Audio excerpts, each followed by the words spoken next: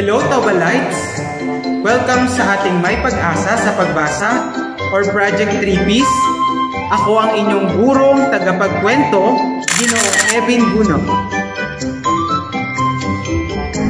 Ngayong araw ay inyong matutunghayan ang kwentong si David, ang hari ng Israel. Bago ko tuluyang ikwento sa inyo ito, ay atin munang alamin ang mga paraan upang mapalawak natin ang ating pangunawa. Una, palawakin natin ang ating bokabularyo. Pairalin ang pagiging mausisa. Gumamit ng mga susing salita o context clues. Hanapin ang mga pangunahing ideya ng binasa. Isulat ang buod ng binasang teksto. Hatiin sa maliliit na bahagi ang mga detalye ng binasang teksto. At ang huli, magbasa sa pinakamainam na oras. At upang lubos niyong maunawaan ang kwento ni Haring David, hayaan niyong aking ibahagi sa inyo ang ilan sa mga salita na inyong makikita sa binasang teksto. Salmo. Ito ay isang uri ng pangalan. Isa itong awitin o himno sa simbahan na itinuturing bilang sagrado o banal. Ang salmo na ginawa ng aking ama ay inalay niya sa kanyang tagapaglikha. Pangalawa, pinakadakila. Ito ay isang pang-uri na naglalarawan bilang pinakamatanyag na pinuno ng isang particular na lugar o bansa. Ang pagiging hari o pinuno ng isang bansa ay itinuturing na pinakadakilang posisyon ng isang tao. Ikatlo, alpa. Ito ay isang pangalan, isang dekwerdas na instrumento ng musika na may isang bilang ng individual na mga string na tumatakbo sa anggulo sa soundbar nito. Si David ay umaawit ng mga kantang mula sa aklat ng Salmo gamit ang alpa. Ikaapat, tirador. Ito ay isang pangalan, isang laruan or sandata na karaniwang hugis Y. Mayroon itong dalawang mahabang goma na lalagyan ng bala. Pagkatapos ay nilagyan ni David ng bato ang kanyang tirador at inihagis ang bato. Natitiyak kong naunawaan nyo mga salitang ginamit natin sa pangungusap. Ngayon, bibigyan ko kayo ng 10 minuto para basahin ang kwento ni Haring David, ang hari ng Israel. Maaari na kayong magsimula. Gamitin ang pause button upang itigil ang video habang patuloy kayong nagbabasa ng kwento ni Haring David. Mahusay ang inyong ginawa. Nagustuhan niyo ba ang ating binasang kwento?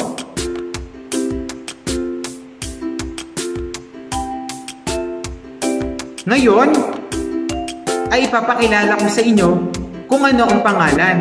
So, ang pangalan po ay ang mga salitang tumutukoy sa ngalan ng tao, bagay, hayop, pook o pangyayari. Ilan sa mga halimbawa nito ay natukoy sa tekstong ating binasa. Ikaw, kaya mo bang ibigay ang iba pang halimbawa ng pangalan?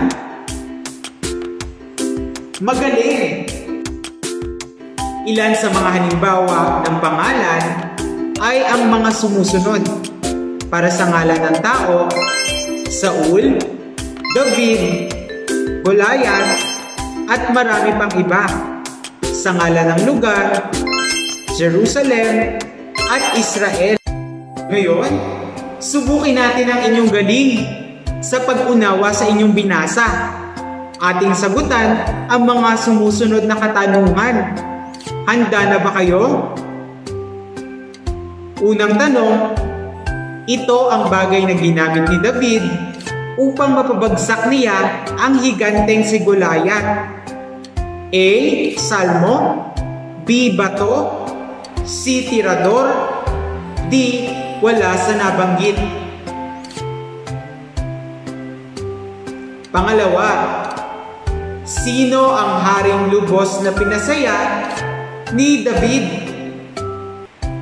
A. Goliath, B. Saul, C. Jesse, or D. wala sa nabanggit.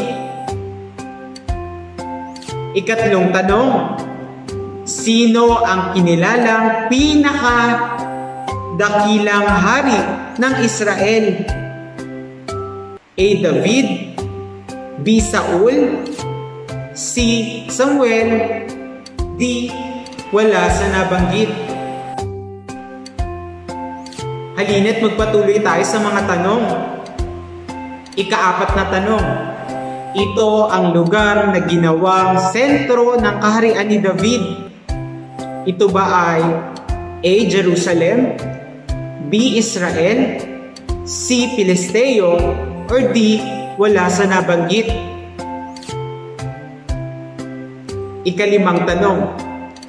Ano ang trabaho o ginagawa ni David bago siya maging isang hari?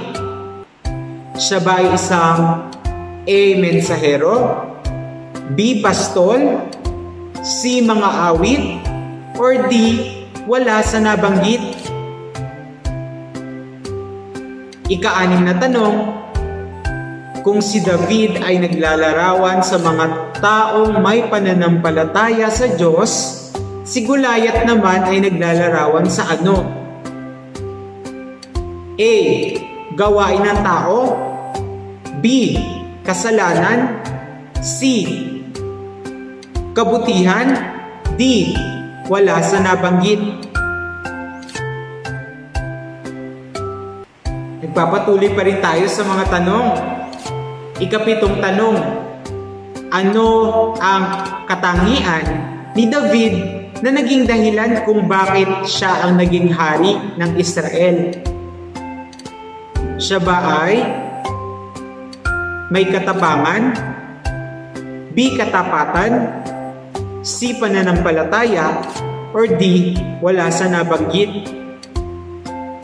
Ika-8 tanong. Bakit itinuturing na pinakadakilang hari si David?